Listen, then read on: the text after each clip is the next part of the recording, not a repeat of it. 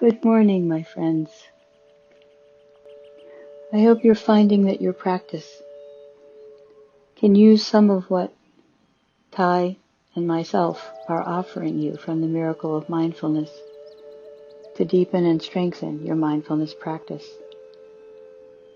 It's not our normal, natural way, certainly not in our culture, and probably in most cultures, to respond to life.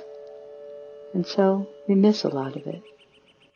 And we certainly miss a lot of serenity, happiness, and the ability to embrace reality even when it is uncomfortable with a mindful awareness that will guide us and allow us to be clear from within.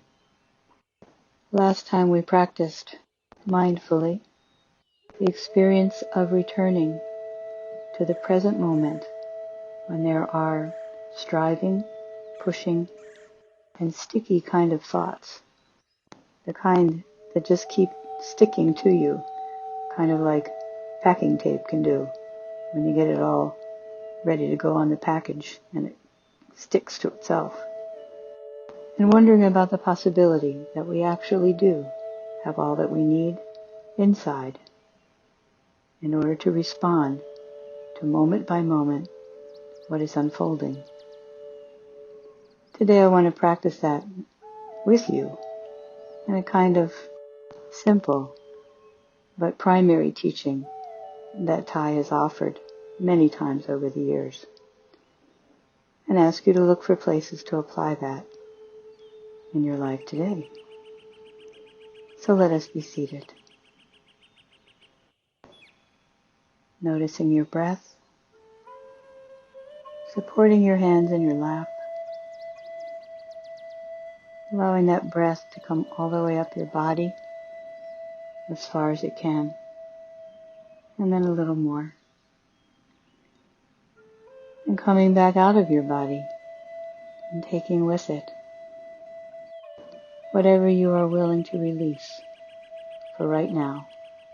It might be worries or distractions, something you learned yesterday, something you're annoyed about right now, and going over in your mind for what you're going to do next.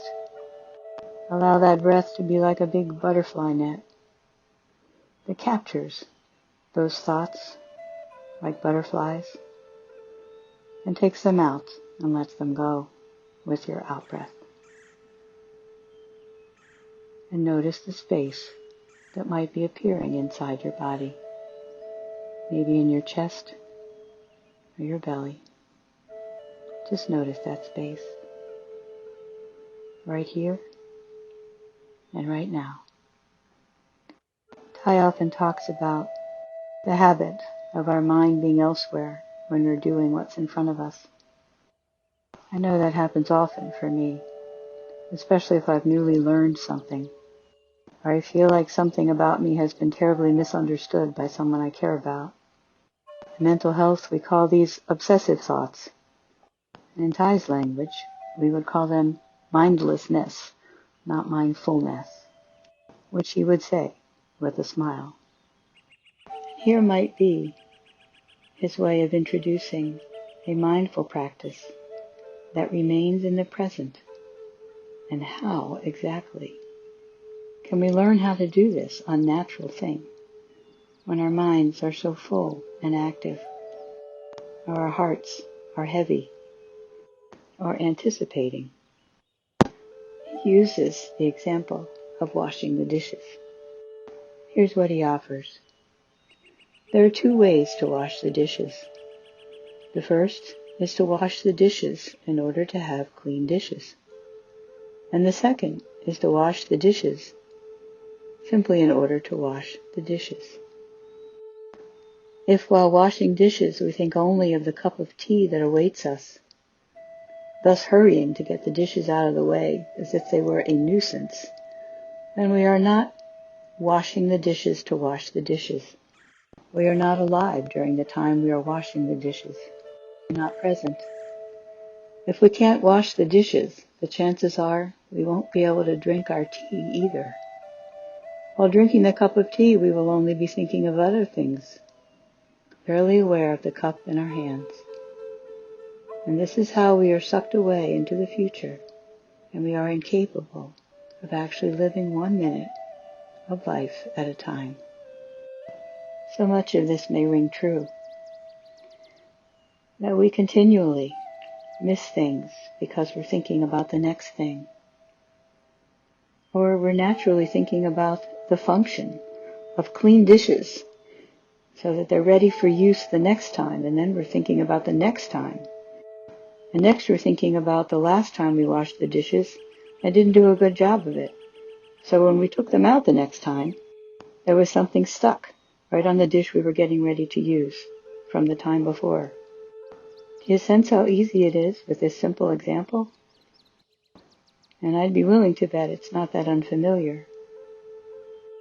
The mind we've been given is a beautiful mind.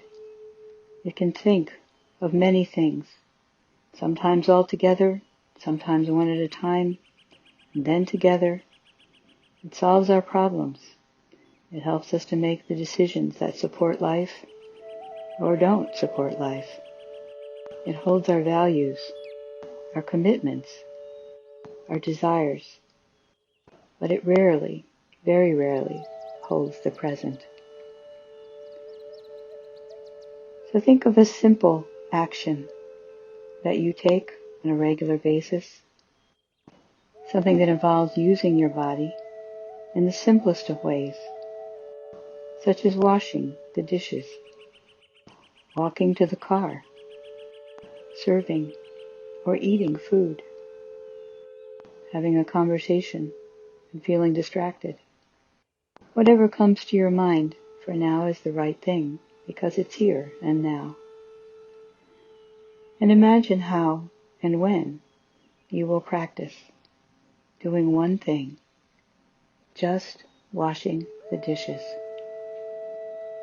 just walking one breath at a time, one footstep at a time, to the car, not searching for your keys at the same time, not thinking about how to solve traffic problems, not remembering that scratch on the side of your car that wasn't there yesterday, but with your feet on the earth, one breath, one foot at a time, walking to your car, or your mailbox, or any other short distance to walk, and just imagine walking from the bottom of your feet.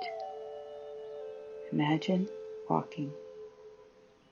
These kinds of very simple and repetitive activities that require no thought are the best ones with which to practice, because truly we need to be nowhere else but right there. The next conversation, the next thing we're going to do on our computers is not present. And so we are not present.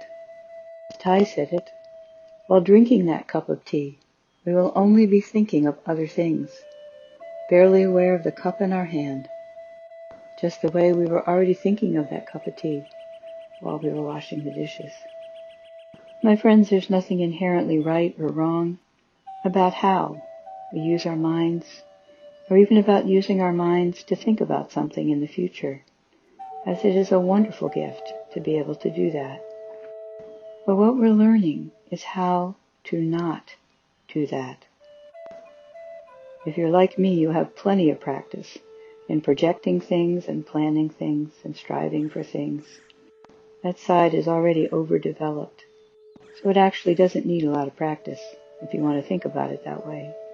But what does need practice is being in the present moment. That is where we are alive. That is what's real.